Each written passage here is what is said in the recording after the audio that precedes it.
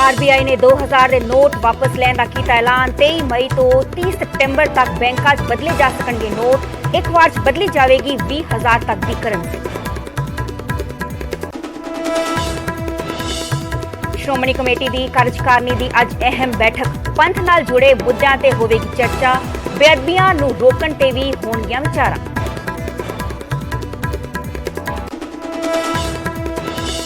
ਉਪ ਰਾਸ਼ਟਰਪਤੀ ਜਗਦੀਪ ਧਨਖੜ ਅੱਜ ਆਉਣਗੇ ਚੰਡੀਗੜ੍ਹ। ਪੰਜਾਬ ਯੂਨੀਵਰਸਿਟੀ ਦੀ ਸਾਲਾਨਾ ਕਨਵੋਕੇਸ਼ਨ 'ਚ ਹੋਣਗੇ ਸ਼ਾਮਿਲ। ਸ਼ਾਮ ਨੂੰ ਕੈਪਟਨ ਅਮਰਿੰਦਰ ਸਿੰਘ ਵੀ ਉਪ ਰਾਸ਼ਟਰਪਤੀ ਨਾਲ ਕਰਨਗੇ ਮੁਲਾਕਾਤ। ਸਰਕਾਰੀ ਜ਼ਮੀਨਾਂ ਤੇ ਨਾਜਾਇਜ਼ ਕਬਜ਼ੇ ਕਰਨ ਵਾਲੇ ਰਸੂਖਦਾਰਾਂ ਨੂੰ ਸੀਐਮ ਦੀ ਸਿੱਧੀ ਚੇਤਾਵਨੀ। ਕਿਹਾ 31 ਮਈ ਤੱਕ ਛੱਡ ਦਿਓ ਕਬਜ਼ੇ, ਨਹੀਂ ਤਾਂ ਸਖਤ ਕਾਰਵਾਈ ਲਈ ਰਹਿਣਾ ਤਿਆਰ। ਨਾਜਾਇਜ਼ ਕਬਜ਼ੇ ਨਾ ਛੱਡਣ ਵਾਲਿਆਂ ਤੋਂ ਵਸੂਲਿਆ ਜਾਵੇਗਾ ਹੁਣ ਤੱਕ ਦਾ 20 ਗੁਣਾ ਠੇਕਾ।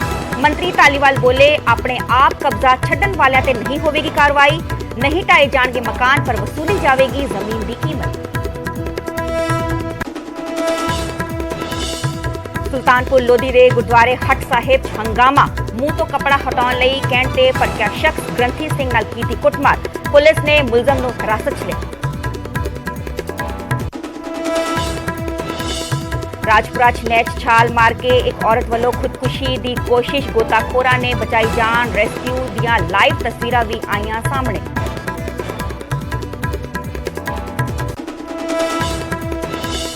ਲੁਧਿਆਣਾ ਦੇ ਗਿਆਸਪੁਰ 'ਚ ਕੈਮੀਕਲ ਗੋਦਾਮ 'ਚ ਪੁਲਿਸ ਦੀ ਰੇਡ। ਹਜ਼ਾਰਾਂ ਲੀਟਰ ਕੈਮੀਕਲ ਕੀਤਾ ਬਰਾਮਦ। ਲਾਇਸੈਂਸ ਦੀ ਪੂਰੀ ਹੋ ਚੁੱਕੀ ਸੀ ਮਿਆਦ।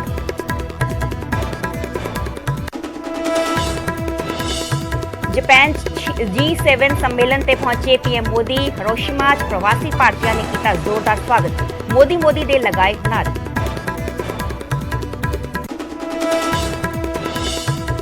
ਬਾਲੀਵੁੱਡ ਐਕਟਰ ਆਯੁਸ਼ਮਾਨ ਖੁਰਾਣਾ ਦੇ ਪਿਤਾ ਪੀ ਖੁਰਾਣਾ ਦਾ ਦੇਹਾਂਤ। ਮਨੀ ਮਾਜਰਾ 'ਚ ਕੀਤਾ ਗਿਆ ਅੰਤਿਮ ਸੰਸਕਾਰ। ਆਯੁਸ਼ਮਾਨ ਖੁਰਾਣਾ ਨੇ ਨਿਭਾਈਆਂ ਅੰਤਿਮ ਰਸਮਾਂ।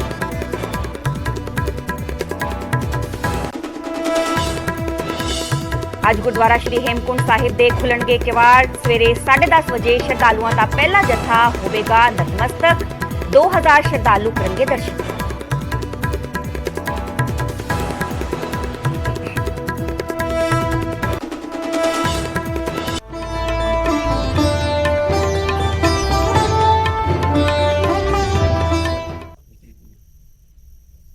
ਸਤਿ ਸ਼੍ਰੀ ਅਕਾਲ ਜੀ, ਮੈਂ ਹਾਂ ਸਰਬਜੋਤ ਕੌਰ। ਨਿਊਜ਼ 18 ਪੰਜਾਬ ਹਰਿਆਣਾ ਦੇਖ ਰਹੇ ਸਾਰੇ ਦਰਸ਼ਕਾਂ ਦਾ ਸਵਾਗਤ ਹੈ। ਬੁਲੇਟਿਨ ਦੀ ਸ਼ੁਰੂਆਤ ਕਰਾਂਗੇ ਇੱਕ ਵੱਡੀ ਖਬਰ ਦੇ ਨਾਲ ਜੋ ਕਿ ਹਰ ਵਰਗ ਦੇ ਨਾਲ ਜੁੜੀ ਹੋਈ ਹੈ। 2000 ਦੇ ਨੋਟ ਬੰਦ ਹੋਣਗੇ। ਦੱਸਦੇ ਕਿ ਰਿਜ਼ਰਵ ਬੈਂਕ ਆਫ ਇੰਡੀਆ ਯਾਨੀ ਕਿ ਆਰਬੀਆਈ ਵਾਪਸ ਲਵੇਗਾ ਹੁਣ 2000 ਦੇ ਨੋਟ। ਦੱਸਦੇ ਕਿ 30 ਸਤੰਬਰ ਤੱਕ ਬੈਂਕ 'ਚ ਬਦਲੇ ਜਾਣਗੇ ਨੋਟ। 23 ਮਈ ਤੋਂ ਲੈ ਕੇ ਬੈਂਕਾਂ 'ਚ ਬਦਲੇ ਜਾ ਸਕਦੇ ਨੇ ਨੋਟ। ਇਸ ਦੇ ਨਾਲ ਹੀ ਇੱਕ ਵਾਰ 'ਚ 20,000 ਦੀ ਕਰੰਸੀ ਬਦਲੀ ਜਾਵੇਗੀ। ਦੱਸਦੇ ਕਿ ਰਿਜ਼ਰਵ ਬੈਂਕ ਆਫ ਇੰਡੀਆ ਨੇ ਬੈਂਕਾਂ ਨੂੰ ਇਸ ਬਾਬਤ ਜੋ ਹੈ ਨੋਟੀਫਿਕੇਸ਼ਨ ਜਾਰੀ ਕਰ ਦਿੱਤਾ ਹੈ। 2000 ਦੇ ਨਵੇਂ ਨੋਟ ਜਾਰੀ ਕਰਨ ਤੋਂ ਵੀ ਰੋਕ ਦਿੱਤਾ ਗਿਆ ਹੈ। ਇਸ ਦੇ ਨਾਲ ਹੀ ਨੋਟਬੰਦੀ ਤੋਂ ਬਾਅਦ ਨਵੰਬਰ 2016 'ਚ ਆਏ ਸੀਗੇ 2000 ਦੇ ਨੋਟ ਤੇ 31 ਮਾਰਚ 2023 ਤੱਕ ਮਾਰਕੀਟ ਸਿਰਫ 6.62 ਲੱਖ ਕਰੋੜ ਦੇ ਹੀ 2000 ਦੇ ਨੋਟ ਸਰਕੂਲਰ ਛਾਣ ਤੇ ਵੱਡਾ ਫੈਸਲਾ ਲਿਆ ਗਿਆ ਹੈ ਆਰਬੀਆਈ ਦੇ ਵੱਲੋਂ। ਰਿਜ਼ਰਵ ਬੈਂਕ ਆਫ ਇੰਡੀਆ ਦੇ ਵੱਲੋਂ ਰਿਜ਼ਰਵ ਬੈਂਕ ਆਫ ਇੰਡੀਆ ਵਾਪਸ ਲਵੇਗਾ ਹੁਣ 2000 ਦੇ ਨੋਟ। क्लीन नोट पॉलिसी के तहत आ फैसला लिया गया है। कल शाम ਨੂੰ ਹੀ ਇਸ ਬਾਬਤ ਨੋਟੀਫਿਕੇਸ਼ਨ ਜਾਰੀ ਕੀਤਾ ਗਿਆ ਸੀਗਾ। 2000 ਦੇ ਨੋਟ ਹੁਣ ਬੰਦ ਹੋਣਗੇ। ਦੱਸਦੇ ਕਿ ਹੁਣੇ ਵੀ ਜਦੋਂ ਅਸੀਂ ਏਟੀਐਮ 'ਚ ਜਾਂਦੇ ਹਾਂ ਤੇ 2000 ਦੇ ਨੋਟ ਸਾਨੂੰ ਮਾਰਕੀਟ ਜ਼ਿਆਦਾ ਵੇਖਣ ਨੂੰ ਨਹੀਂ ਮਿਲਦੇ। ਜਦੋਂ ਅਸੀਂ ਕੋਈ ਵੀ ਅਮਾਉਂਟ ਉੱਥੇ ਪਾਉਂਦੇ ਹਾਂ ਉੱਥੋਂ ਵਿਡਰੋਲ ਵਾਸਤੇ ਤੇ ਜ਼ਿਆਦਾਤਰ 500 200 ਤੇ 100 ਦੇ ਨੋਟ ਹੀ ਬਾਹਰ ਨਿਕਲਦੇ ਨੇ ਤੇ ਹੁਣ ਵੱਡਾ ਫੈਸਲਾ ਲਿਆ ਗਿਆ ਹੈ। ਦੱਸਦੇ ਕਿ ਨੋਟਬੰਦੀ ਹੋਈ ਸੀਗੀ ਨਵੰਬਰ 2016 'ਚ। ਉਦੋਂ 2000 ਦਾ ਨੋਟ ਇੰਟਰੋਡਿਊਸ ਕੀਤਾ ਗਿਆ ਸੀਗਾ, ਛਾਪਿਆ ਗਿਆ ਸੀਗਾ, ਜਦੋਂ ਕਿ ਪੁਰਾਣੀ ਜੋ ਕਰੰਸੀ ਸੀਗੀ 500 ਤੇ 1000 ਦੀ ਉਹ ਬੰਦ ਕੀਤੀ ਗਈ ਸੀਗੀ ਤੇ ਨਵੀਂ ਜੋ ਕਰੰਸੀ ਇੰਟਰੋਡਿਊਸ ਕੀਤੀ ਗਈ ਸੀਗੀ ਉਸ ਦੇ ਤਹਿਤ 2000 ਦਾ ਨੋਟ ਵੀ ਛਾਪਿਆ ਗਿਆ ਸੀਗਾ।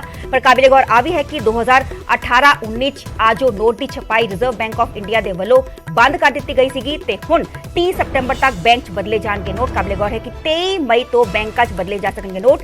ਐਟ ਅ ਟਾਈਮ ਯਾਨੀ ਇੱਕ ਟਾਈਮ 20,000 ਦੀ ਕਰੰਸੀ ਚੇਂਜ ਤੁਸੀਂ 2000 ਦੀ ਕਰਵਾ ਸਕਦੇ ਹੋ ਤੇ ਆਰਬੀਆਈ ਦੇ ਵੱਲੋਂ ਆ ਵੱਡਾ ਫੈਸਲਾ ਲਿਆ ਗਿਆ ਹੈ। के जो नोट हैं वो छपने बंद हो गए हैं, लेकिन ये नोट लीगल रहेगा। आप बैंक में जाकर 30 सितंबर तक 2000 रुपए के नोट को जाकर बदलवा सकते हैं और एक बारी में आप 20,000 रुपए 2000 रुपए के नोट बदलवा सकते हैं। हमारे साथ करनाल की आम पब्लिक है, उनसे एक बार जान लेते हैं कैसे देखते हैं आरबीआई के इस बड़े फैसले को। सर ये बहुत अच्छा फैसला है मेरी तरफ से, क्योंकि इससे मनी लॉन्ड्रिंग भी रुकती है। कई तरह के रोक और लगते हैं, कोई भी अपना जमा पूंजी नहीं कर पाएगा, कोई आगे जाके करप्शन पे रोक लगेगी। इससे बड़े बड़े जमाखोरों पर नकेल लग सकती है इस नोट के बंद होने के बाद। हालांकि 30 सितंबर तक जाकर आप बैंकों में इस नोट को बदलवा सकते हैं। सर आपकी क्या राय? ये आरबीआई का बहुत अच्छा फैसला है। इससे जो ब्लैक मनी है उस पर नकल कसी जाएगी, और जो लोगों ने जमा पैसा कर रखा है अपना ब्लैक मनी के रूप में, उसको वो बाहर निकलेगा और देश की अर्थव्यवस्था में इसका योगदान होगा। हमारे साथ कुछ और लोग भी मौजूद हैं। सर आप किस तरीके से देखते हैं जो आरबीआई की तरफ से ये बड़ा फैसला लिया गया है कि 2000 रुपए का नोट अब वैध तो है लेकिन हम छापेंगे नहीं और 30 सितंबर के बाद आप बदलवा भी नहीं पाएंगे? सर देखो, फैसला तो बहुत अच्छा है कि मतलब आप 2000 रुपये का नोट बंद कर रहे हो। और दूसरा, इससे क्योंकि मनी लॉन्ड्रिंग बहुत होती थी या स्टोर करके रख लिया जाता था 2000 रुपये का नोट, और चलाने में भी काफ़ी दिक्कत आती थी। तो मैं बस दिक्कत यह है कि अगर आरबीआई ने जो 5 महीने का टाइम दिया है, और क्या वो नया 1000 रुपये का नोट लाएगी, क्योंकि आम पब्लिक को भी परेशानी नहीं होनी चाहिए। क्या वो 1000 रुपये का नया नोट लेके आएगी, और क्या वो मतलब जो 5 महीने का टाइम दिया उसको एक्सटेंड भी करेगी? तो मतलब फैसला बहुत अच्छा है, लेकिन जो 1000 रुपये का नोट है या कुछ नया है इसके लिए, तो वो भी अगर 1000 रुपये का नोट आता है तो वो भी आम पब्लिक के लिए बहुत अच्छा होगा। एक और चीज़ सर, जैसे अगर किसी के पास है तो उनको पैनिक होने की ज़रूरत नहीं है, क्योंकि 30 सितंबर तक इसकी गाइडलाइन है, तो तक अपने खाते में अपना जमा करा सकते हैं और एक दिन में 20,000 रुपये तक एक्सचेंज करा सकते हैं। तो आम पब्लिक अवेयर हो रही है आरबीआई के फैसले के बाद, और 30 सितंबर तक आम पब्लिक बैंकों में जाकर इसे बदलवा भी सकती है, जमा भी करवा सकती है। देखना यह होगा कि आरबीआई की तरफ से जो फैसला लिया गया है इसके क्या परिणाम आते हैं। क्या न्यूज़ 18 हरियाणा के लिए करनाल से हिमांशु नारंग। आज जो सरकार ने जो घोषणा की है और आरबीआई की तरफ से जो घोषणा आई है, लेकिन आप सभी पूरे हिंदुस्तान आप समझ देखना कि 2000 का नोट या तो सरकार ने लॉन्च किया ही क्यों? अगर किया था तो आज बंद करने का चंद महीनों के बाद क्या मामला आ गया ये? या तो आप लॉन्च करो मत, अगर लॉन्च करो तो आपके पास एक बहुत बड़ा एक ड्रीम, बहुत बड़ा एक विजन, बहुत बड़ा, यानी कि आपके सामने वो चीज होनी चाहिए। लेकिन ये एक आम व्यापारी, एक आम दुकानदार सोच के देखना कि आप कितना बड़ा एक महत्वपूर्ण कदम आप अपनी तरफ से लगा, लेकिन एक आम नागरिक के लिए ये बहुत बड़ा घातक है। आपने बोला था कि हम देश के अंदर करप्शन खत्म करें, करप्शन खत्म नहीं हुआ। आपने खुद ही लॉन्च किया कि 2000 नोट आपने पैदा किया, या आपने बोला कि 1000 नोट हम खत्म करेंगे, बंद करेंगे, उसके बावजूद भी आपने 2000 नोट लॉन्च किया। तो मेरे पूरे हिंदुस्तान के वासियों से और मेरी जो सरकार है, मैं सभी से निवेदन करना चाहता हूं कि ऐसे फैसले प्लीज आप मत ले, सोच समझ कर ले। मैं और मेरे घर वाले दोनों हम साथ बैठे थे, टीवी भी देख रहे थे। दोनों हार्ट के मरीज हैं, मरने के लिए मजबूर होना पड़ रहा है हम लोगों को। सरकार कभी तो 500 का नोट बंद करता है, कभी 1000 का करता है। पता नहीं है सरकार इनको बुजुर्गों को जीने देगी या मारेगी। ਖਬਰਾਂ ਦੇ ਹੋਰ ਅਪਡੇਟ ਲਈ ਤੁਸੀਂ ਸਾਡੀ ਵੈਬਸਾਈਟ ਤੇ ਵੀ ਲੌਗਇਨ ਕਰ ਸਕਦੇ ਹੋ www.punjab.news18.com। ਅੱਗੇ ਵਧਾਂਗੇ ਤੇ ਗੱਲ ਕਰਾਂਗੇ ਅਗਲੀ ਖਬਰ ਦੀ। ਹੁਣ ਜ਼ਿਕਰ ਸੀਐਮ ਮਾਨ ਵੱਲੋਂ ਦਿੱਤੇ ਗਏ ਅਲਟੀਮੇਟਮ ਦਾ। ਮੁੱਖ ਮੰਤਰੀ ਮਾਨ ਨੇ ਨਾਜਾਇਜ਼ ਕਬਜ਼ਾ ਕਰਨ ਵਾਲਿਆਂ ਨੂੰ ਸਖਤ ਚੇਤਾਵਨੀ ਦਿੱਤੀ ਹੈ ਕਿ ਜਿਹੜੇ 31 ਮਈ ਤੋਂ ਨਾਜਾਇਜ਼ ਕਬਜ਼ਾ ਨਹੀਂ ਛੱਡਣਗੇ ਉਹਨਾਂ ਖਿਲਾਫ ਸਖਤ ਕਾਰਵਾਈ ਹੋਵੇਗੀ। ਸਿਰਫ ਇੰਨਾ ਹੀ ਨਹੀਂ, ਸਰਕਾਰ ਹੁਣ ਤੱਕ ਦਾ 20 ਗੁਣਾ ਠੇਕਾ ਵੀ ਵਸੂਲੇਗੀ।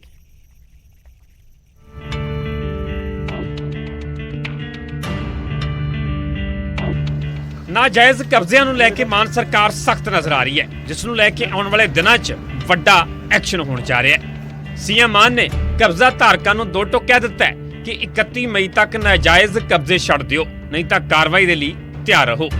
ਸੀਐਮ ਮਾਨ ਨੇ ਟਵੀਟ ਕਰਦੇ ਲਿਖਿਆ ਕਿ ਜਿਹੜੇ ਰਸੂਖਦਾਰ ਲੋਕਾਂ ਨੇ ਪੰਜਾਬ ਦੇ ਵਿੱਚ ਪੰਚਾਇਤੀ, ਸ਼ਾਮਲਾਟ, ਜੰਗਲਾਤ ਵਿਭਾਗ ਜਾਂ ਕੋਈ ਹੋਰ ਸਰਕਾਰੀ ਜ਼ਮੀਨਾਂ ਤੇ ਨਾਜਾਇਜ਼ ਕਬਜ਼ੇ ਕੀਤੇ ਹੋਏ ਨੇ, ਉਹਨਾਂ ਨੂੰ ਅਪੀਲ ਹੈ ਕਿ 31 ਮਈ ਤੱਕ ਆਪਣੇ ਕਬਜ਼ੇ ਛੱਡ ਦੇਣ, ਕਿਉਂਕਿ ਪੰਜਾਬ ਸਰਕਾਰ ਦੇ ਵੱਲੋਂ 1 ਜੂਨ ਤੋਂ ਸਖਤ ਕਾਨੂੰਨੀ ਕਾਰਵਾਈ ਕਰਕੇ ਨਾਜਾਇਜ਼ ਕਬਜ਼ੇ ਛਡਾਉਣ ਦੀ ਮੁਹਿੰਮ ਸ਼ੁਰੂ ਕੀਤੀ ਜਾਵੇਗੀ। ਜਦੋਂ ਸੀਐਮ ਮਾਨ ਨੇ ਚੇਤਾਵਨੀ ਦਿੱਤੀ ਤਾਂ ਫਿਰ ਪੰਚਾਇਤ ਮੰਤਰੀ ਕੁਲਦੀਪ ਧਾਲੀਵਾਲ ਨੇ ਇਸ ਤੋਂ ਵੀ ਅਗਲੀ ਗੱਲ ਕਰ ਦਿੱਤੀ। ਮੰਤਰੀ ਨੇ ਕਿਹਾ ਕਿ ਜਿਸ ਨੇ ਵੀ ਨਾਜਾਇਜ਼ ਕਬਜ਼ਾ ਕੀਤਾ ਹੋਇਆ ਹੈ ਉਸ ਕੋਲੋਂ ਸਰਕਾਰ ਹੁਣ ਤੱਕ ਦਾ 20 ਗੁਣਾ ਠੇਕਾ ਵਸੂਲੇਗੀ ਤੇ ਨਾਜਾਇਜ਼ ਕਬਜ਼ੇ ਕਰਕੇ ਬਣਾਏ ਮਕਾਨ ਢਾਹੇ ਨਹੀਂ ਜਾਣਗੇ, ਬਲਕਿ ਕੀਮਤ ਨਿਰਧਾਰਿਤ ਕਰਕੇ ਮਕਾਨ ਦੇ ਮਾਲਕ ਤੋਂ ਵਸੂਲੀ ਕੀਤੀ ਜਾਵੇਗੀ। ਜੇ ਤੁਸੀਂ ਸਰਕਾਰੀ ਜ਼ਮੀਨ ਦੇ ਉੱਤੇ ਕਬਜ਼ਾ ਕਰਦੇ ਹੋ, ਤੁਹਾਡੇ ਤੇ ਪਰਚਾ ਹੁੰਦਾ, ਕਈ ਕੁਝ ਹੋ ਜਾਂਦਾ। ਇੱਥੋਂ ਤੱਕ ਕਿ 20 ਗੁਣਾ ਮਤਲਬ ਜਿਹੜਾ ਉਹਨੂੰ ਮਤਲਬ ਪੈ ਜਾਂਦਾ ਜਿਹੜਾ ਠੇਕੇ ਦਾ, ਮਤਲਬ ਜਿਹੜੀ ਜਿੱਦਾਂ ਅੱਜ ਜੇ ਠੇਕਾ ਮੰਨ ਲਓ ਮਤਲਬ 20,000 ਦਾ ਕਿੱਲੇ ਦਾ, ਤੇ 20 ਗੁਣਾ ਦਾ ਮਤਲਬ ਉਹਨੂੰ 40 ਲੱਖ ਰੁਪਇਆ ਉਹ ਪਾਇਆ ਗਿਆ। ਜੇ 10 ਸਾਲ ਤੋਂ ਉਸ ਜ਼ਮੀਨ ਤੇ ਕਬਜ਼ੇ ਤੇ ਉਦੋਂ ਤੋਂ ਉਹਨੂੰ 20 ਗੁਣਾ ਨਾਲ ਕਰ ਲਓਗੇ। 20 ਗੁਣਾ ਦਾ ਮਤਲਬ ਇਹ ਕਈ ਚੀਜ਼ਾਂ ਦੇ ਵਿੱਚ ਕਾਨੂੰਨ ਚ ਹੀ ਪੜਿਆ ਸਾਰਾ ਹੀ। ਉਧਰ ਬੀਜੇਪੀ ਨੇ ਨਾਜਾਇਜ਼ ਕਬਜ਼ੇ ਛਡਾਉਣ ਵਾਲੇ ਸਰਕਾਰ ਦੇ ਇਸ ਫੈਸਲੇ ਦਾ ਸਵਾਗਤ ਕੀਤਾ ਹੈ, ਪਰ ਨਾਲ ਹੀ ਕਿਹਾ ਕਿ ਇਸ ਦੇ ਵਿੱਚ ਪਿਕ ਐਂਡ ਚੂਜ਼ ਵਾਲੀ ਕਾਰਵਾਈ ਨਾ ਹੋਵੇ। ਕਿ ਮੁੱਖ ਮੰਤਰੀ ਜੀ ਜਾਂ ਤਾਂ ਇਹਦੇ ਤੇ ਪਿਕ ਐਂਡ ਚੂਜ਼ ਨਾ ਹੋਵੇ, ਜ਼ੀਰੋ ਟੋਲਰੈਂਸ ਤੇ ਗੱਲ ਹੋਵੇ, ਜਿਸ ਤਰ੍ਹਾਂ ਯੋਗੀ ਸਰਕਾਰ ਕਰਦੀ ਹੈ ਉਸ ਤਰ੍ਹਾਂ ਦਾ ਕੰਮ ਹੋਵੇ, ਤੁਹਾਡਾ ਅਸੀਂ ਸਵਾਗਤ ਕਰਾਂਗੇ ਔਰ ਇਹਦੇ ਨਾਲ ਪੰਜਾਬ ਦਾ ਵੀ ਭਲਾ ਹੋਏਗਾ, ਜਿਹੜਾ ਲੈਂਡ ਮਾਫੀਆ ਉਸ ਤੋਂ ਵੀ ਛੁਟਕਾਰਾ ਹੋਏਗਾ। ਸੋ ਮੁੱਖ ਮੰਤਰੀ ਮਾਨ ਨੇ ਸਾਫ਼ ਸ਼ਬਦਾਂ ਦੇ ਵਿੱਚ 31 ਮਈ ਤੱਕ ਦਾ ਅਲਟੀਮੇਟਮ ਦੇ ਦਿੱਤਾ ਹੈ ਤੇ ਸੰਕੇਤ ਸਾਫ਼ ਨੇ ਕਿ ਜਿਹੜੇ ਕਬਜ਼ਾ ਧਾਰਕਾਂ ਤੇ ਇਸ ਚੇਤਾਵਨੀ ਦਾ ਅਸਰ ਨਹੀਂ ਹੋਵੇਗਾ ਉਹਨਾਂ ਤੇ ਸਖਤ ਐਕਸ਼ਨ ਹੋਵੇਗਾ। ਦੂਜੇ ਪਾਸੇ ਪੰਚਾਇਤ ਮੰਤਰੀ ਧਾਲੀਵਾਲ ਨੇ ਇਹ ਵੀ ਦਾਅਵਾ ਕੀਤਾ ਹੈ ਕਿ 3-4 ਦਿਨਾਂ ਦੇ ਵਿੱਚ ਹੀ 469 ਏਕੜ ਜ਼ਮੀਨ ਛੁਡਵਾਈ ਗਈ ਹੈ ਤੇ 199 ਲੋਕਾਂ ਨੇ ਆਪਣੇ ਆਪ ਜ਼ਮੀਨ ਛੱਡੀ ਹੈ। ਚੰਡੀਗੜ੍ਹ ਤੋਂ ਨਪਿੰਦਰ ਸਿੰਘ ਬਰਾੜ, ਨਿਊਜ਼ 18 ਪੰਜਾਬ।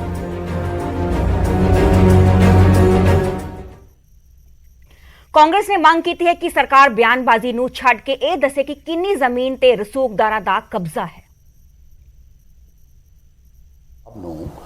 ਇਹ ਨਿਰਧਾਰਤ ਕਰਨਾ ਚਾਹੀਦਾ ਕਿ ਉਹ ਕਿਹੜੀਆਂ ਜ਼ਮੀਨਾਂ ਛਡਾ ਰਹੇ ਨੇ। ਪੰਚਾਇਤਾਂ ਨੂੰ ਆਰਡਰ ਜਾਰੀ ਕਰਨ, ਪੰਚਾਇਤਾਂ ਦੇ ਕੋਲੋਂ ਜਾਣਕਾਰੀ ਕੀ ਉਹਨਾਂ ਨੇ ਲਈ ਹੈ ਕਿ ਆਹ ਪ੍ਰਾਪਰਟੀਆਂ ਜਿਹੜੀ ਆ ਇਹ ਲੋਕਾਂ ਨੇ ਦੱਬੀ ਹੋਈ ਹੈ। ਮੈਂ ਸੀਐਮ ਸਾਹਿਬ ਨੂੰ ਪੁੱਛਣਾ ਚਾਹਨਾ ਕਿ ਸਭ ਤੋਂ ਪਹਿਲਾਂ ਤਾਂ ਜਨਤਕ ਕਰੋ ਜਿਹੜੀ ਤੁਹਾਡੇ ਕੋਲ ਜਾਣਕਾਰੀ ਹੈ ਕਿਹੜੀਆਂ ਜ਼ਮੀਨਾਂ ਜਿਹੜੀਆਂ ਨੇ ਲੋਕਾਂ ਨੇ ਦੱਬੀਆਂ ਹੋਈਆਂ ਨੇ, ਜਿਹੜੀਆਂ ਤੁਸੀਂ ਉਹਨਾਂ ਦੇ ਕੋਲੋਂ ਛਡਵਾਉਣ ਦੀ ਗੱਲ ਕਰ ਰਹੇ ਹੋ। ਦੂਸਰਾ ਇਹ ਕਿ ਪਿਛਲੇ ਸਮੇਂ ਦੇ ਦੌਰਾਨ ਪੰਜਾਬ ਦੀ ਵਿਧਾਨ ਸਭਾ ਦੇ ਅੰਦਰ ਇੱਕ ਬਹੁਤ ਵੱਡਾ ਮੁੱਦਾ ਉੱਠ ਕੇ ਆਇਆ ਸੀ ਲਵਲੀ ਯੂਨੀਵਰਸਿਟੀ ਦਾ, ਕਿ ਲਵਲੀ ਯੂਨੀਵਰਸਿਟੀ ਦੇ ਮਾਲਕਾਂ ਨੇ ਬਹੁਤ ਕੀਮਤੀ ਜ਼ਮੀਨ ਜਿਹੜੀ ਸੀ ਉਹ ਚਹੇੜੂ ਪਿੰਡ ਦੀ ਨਾਨਕ ਨਗਰੀ ਦੀ ਜਿਹੜੀ ਬਣਦੀ ਸੀ ਉਹ ਛਡਵਾਈ ਜਾਵੇ। ਉਸ ਦੇ ਮੁਕਾਬਲੇ ਦੇ ਅੰਦਰ, ਉਸ ਸੰਦਰਭ ਦੇ ਅੰਦਰ ਮੁੱਖ ਮੰਤਰੀ ਜੀ ਪਹਿਲਾਂ ਸਪਸ਼ਟ ਕਰਨ ਕਿ ਉਹ ਵੀ ਜ਼ਮੀਨ ਛਡਾਈ ਜਾਏਗੀ ਜਾਂ ਜਿਹੜੀ ਉਹ ਤਬਾਦਲਾ ਕਰਕੇ ਦਿੱਤੀ ਗਈ ਉਹਦੀ ਬਣਦੀ ਕੀਮਤ ਉਹਨਾਂ ਪੰਚਾਇਤ ਨੂੰ ਜਿਹੜੀ ਉਹ ਅਦਾ ਕੀਤੀ ਜਾਏਗੀ। ਹੁਣ ਗੱਲ ਕਰਾਂਗੇ ਸੁਖਬੀਰ ਸਿੰਘ ਬਾਦਲ ਦੇ ਸੁਖ ਵਿਲਾਸ ਦੀ। ਸੁਖਬੀਰ ਸਿੰਘ ਬਾਦਲ ਦੇ ਸੁਖ ਵਿਲਾਸ ਤੇ ਮੰਤਰੀ ਕੁਲਦੀਪ ਸਿੰਘ ਧਾਲੀਵਾਲ ਨੇ ਇੱਕ ਵੱਡਾ ਬਿਆਨ ਦਿੱਤਾ। ਉਹਨਾਂ ਨੇ ਕਿਹਾ ਕਿ ਦੇਖਦੇ ਜਾਓ ਕੀ ਅਸੀਂ ਕਰਦੇ ਹਾਂ, ਕਮਰੇ ਤੋੜਾਂਗੇ ਨਹੀਂ, ਕਿਰਾਏ ਤੇ ਦੇਵਾਂਗੇ। ਉੱਥੇ ਹੀ ਪੱਤਰਕਾਰਾਂ ਨੇ ਸੁਖ ਵਿਲਾਸ ਨੂੰ ਲੈ ਕੇ ਸਵਾਲ ਪੁੱਛਿਆ ਸੀਗਾ, ਜਦੋਂ ਕਿ ਮੰਤਰੀ ਕੁਲਦੀਪ ਧਾਲੀਵਾਲ ਨੇ ਜਵਾਬ ਦਿੱਤਾ ਹੈ। ਕਾਬਲੇ ਗੌਰ ਹੈ ਕਿ ਪਿਛਲੇ ਦਿਨ ਹੀ ਕੱਲ ਵੀ ਸੀਐਮ ਭਗਵੰਤ ਮਾਨ ਨੇ ਵੀ ਟਵੀਟ ਕੀਤਾ ਸੀਗਾ। ਉਹਨਾਂ ਨੇ ਕਿਹਾ ਸੀ ਕਿ ਸਰਕਾਰੀ ਜੋ ਨਾਜਾਇਜ਼ ਜ਼ਮੀਨਾਂ ਤੇ ਕਬਜ਼ੇ ਕੀਤੇ ਗਏ ਨੇ ਰਸੂਖਦਾਰਾਂ ਦੇ ਵੱਲੋਂ ਉਹ ਆਪਣੇ ਆਪ ਹੀ ਛੱਡ ਦਿਓ। 31 ਮਈ ਦਾ ਅਲਟੀਮੇਟਮ ਦਿੱਤਾ ਗਿਆ ਹੈ ਤੇ ਉਸ ਨੂੰ ਲੈ ਕੇ ਪੂਰੀ ਕਾਰਵਾਈ ਵਿੱਢੀ ਗਈ ਹੈ ਤੇ ਕੱਲ ਹੀ ਜੋ ਮੰਤਰੀ ਕੁਲਦੀਪ ਧਾਲੀਵਾਲ ਨੇ ਸੰਬੋਧਨ ਕਰ ਰਹੇ ਸੀ ਪੱਤਰਕਾਰਾਂ ਨੂੰ, ਜਦੋਂ ਪੱਤਰਕਾਰਾਂ ਦੇ ਵੱਲੋਂ ਸਵਾਲ ਪੁੱਛਿਆ ਗਿਆ ਸੁਖ ਵਿਲਾਸ ਨੂੰ ਲੈ ਕੇ ਤੇ ਉਹਨਾਂ ਨੇ ਅੱਜ ਜਵਾਬ ਦਿੱਤਾ। ਦੱਸ ਦੇ ਕਿ ਨਿਊ ਚੰਡੀਗੜ੍ਹ ਸੁਖਬੀਰ ਸਿੰਘ ਬਾਦਲ ਦੀ ਪ੍ਰਾਪਰਟੀ ਹੈ ਸੁਖ ਵਿਲਾਸ, ਤੇ ਉਸ ਨੂੰ ਲੈ ਕੇ ਜਦੋਂ ਪੱਤਰਕਾਰ ਦੇ ਵੱਲੋਂ ਸਵਾਲ ਪੁੱਛਿਆ ਗਿਆ ਉਹਨਾਂ ਨੇ ਕਿਹਾ ਦੇਖਦੇ ਜਾਓ ਕੀ ਕਰਦੇ ਹਾਂ, ਕਮਰੇ ਤੋੜਾਂਗੇ ਨਹੀਂ, ਕਿਰਾਏ ਤੇ ਦੇਵਾਂਗੇ। ਆਓ ਤੁਹਾਨੂੰ ਸੁਣਾਉਂਦੇ ਹਾਂ ਕੈਪਟਨ ਜੋ ਮਾਫ ਕਰਨਾ ਮੰਤਰੀ ਕੁਲਦੀਪ ਧਾਲੀਵਾਲ ਦਾ ਕੀ ਕੁਝ ਕਹਿਣਾ ਹੈ।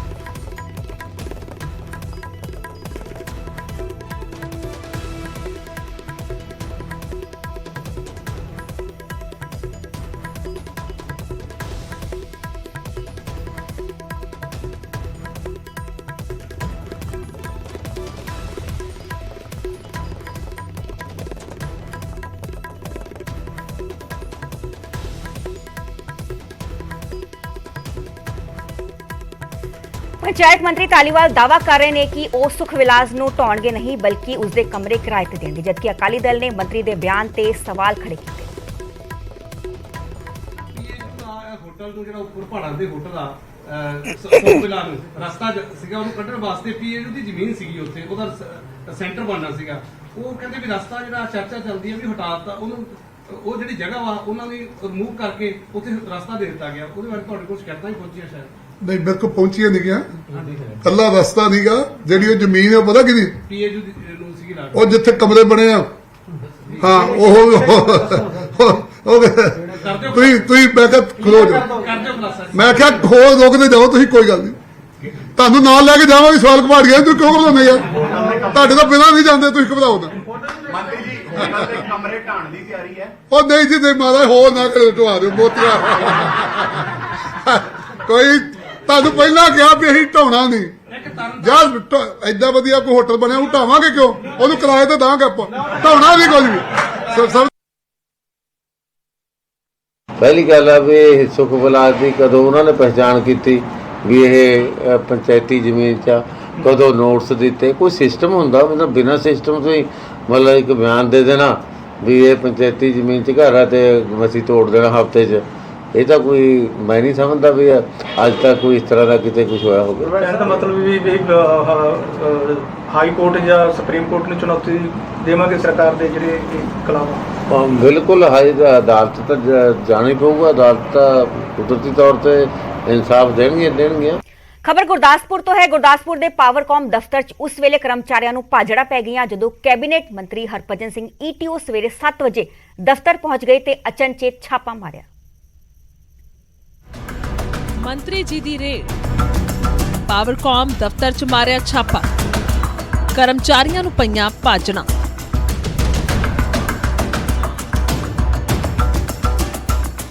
ਕਤਾਰ 'ਚ ਖੜੇ ਗੁਰਦਾਸਪੁਰ ਪਾਵਰਕਾਮ ਦੇ ਸਰਕਾਰੀ ਕਰਮਚਾਰੀ ਨੇ ਜਿਨ੍ਹਾਂ ਦੀ ਮੰਤਰੀ ਹਰਭਜਨ ਸਿੰਘ ETO ਅਟੈਂਡੈਂਸ ਲੈ ਰਹੇ ਨੇ। ਜਿਵੇਂ ਕਲਾਸ 'ਚ ਬੱਚਿਆਂ ਦੀ ਹਾਜ਼ਰੀ ਲੱਗਦੀ ਹੈ ਠੀਕ ਉਵੇਂ। ਸੰਦੀਪ ਅਤਰੀ ਸਰ ਤੁਸੀਂ Darshana Devi yes sir. Surinder Kumar sir ji ਪਟਿਆਲੇ ਗਿਆ ਕੀ ਕੰਮ ਉਹਨਾਂ ਦੀ ਸਰ ਜੀ ਡਾਕ ਲੈ ਕੇ ਗਏ ਨੇ। ਸੁਰਿੰਦਰ ਪਟਿਆਲੇ ਗਿਆ ਜੀ। Harsimran ji sir. Ramandeep Kaur yes sir. Nimla ਦੇਵੀ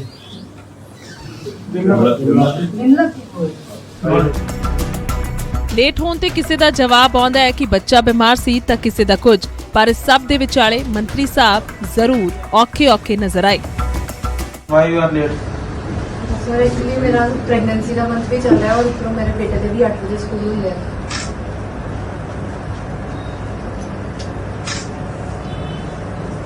ਰਮਨਦੀਪ ਕੌਰ ਤੁਸੀਂ ਕਿੱਥੋਂ ਆਉਣੇ ਹੋ?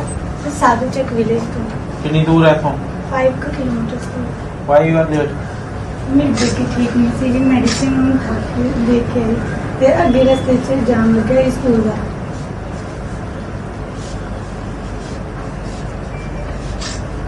ਤੇ 5 ਕਿਲੋਮੀਟਰ ਤੋਂ ਬਾਅਦ 50 ਤੇ ਕਰਾ ਦਈਏ ਫਿਰ ਸਰਕਾਰ ਤਨਖਾਹ ਦਿੰਦੀ ਆ, ਮੈਡੀਕਲ ਬੈਨੀਫਿਟ ਦਿੰਦੀ ਸਰਕਾਰ, ਕੈਜੂਅਲ ਲੀਵ ਦਿੰਦੀ ਆ, ਅਰਨਡ ਲੀਵ ਦਿੰਦੀ ਆ, LTC ਦਿੰਦੀ ਆ। ਰੱਬ ਨਾ ਕਰੇ ਸਾਨੂੰ ਕੁਝ ਹੋ ਜੇ, ਘਰਦਿਆਂ ਨੂੰ ਨੌਕਰੀ ਮਿਲਦੀ ਆ, ਪੈਨਸ਼ਨ ਮਿਲਦੀ ਆ, ਕੀ ਚਾਹੀਦਾ ਹੋਰ ਸਰਕਾਰ ਤੋਂ? ਇੰਨਾ ਹੀ ਨਹੀਂ, ਦਫ਼ਤਰ 'ਚ ਕੰਮ ਕਰਾਉਣ ਆਏ ਨੌਜਵਾਨ ਨੂੰ ਸਭ ਦੇ ਸਾਹਮਣੇ ਪੁੱਛਿਆ ਕਿ ਮੁਲਾਜ਼ਮਾਂ ਦਾ ਰਵੱਈਆ ਕਿਹੋ ਜਿਹਾ ਹੈ ਤੇ ਜੇਕਰ ਕੋਈ ਰਿਸ਼ਵਤ ਮੰਗਦਾ ਹੈ ਤਾਂ ਵੀ ਦੱਸ ਦਿਓ। ਮੇਰਾ ਨਾਮ ਸਰਜੀਤ ਹੈ ਜੀ, ਮੈਂ ਇੱਥੇ ਕੰਮ ਕਰਾਉਣ ਆਇਆ ਸੀਗਾ, ਮੇਰਾ ਕੰਮ ਹੋ ਗਿਆ ਜੀ ਤੇ ਮੰਤਰੀ ਸਾਹਿਬ ਆਏ ਸੀ 7 ਵਜੇ, ਮੈਂ 7:35 ਤੇ ਇੱਥੇ ਪਹੁੰਚਿਆ। ਕਿਸੇ ਨੇ ਕੋਈ ਡਿਮਾਂਡ ਤੇ ਨਹੀਂ ਕੀਤੀ, ਪ੍ਰਾਪਤ ਨਹੀਂ ਹੋਏ? ਕੋਈ ਨਹੀਂ ਡਿਮਾਂਡ ਕੀਤੀ। ਹਾਂ ਕੋਈ ਨਹੀਂ ਸਰ। ਕਿੱਦਾਂ ਦੇ ਗਏ ਸੀਗੇ? ਸਰ ਇਹ ਤੇ ਸਬ ਰੀਡਿੰਗ ਤੋਂ ਬਣ ਕੇ ਆਇਆ ਸੀ, ਮੈਂ ਪਤਾ ਕਰਨਾ ਆਇਆ ਸੀ।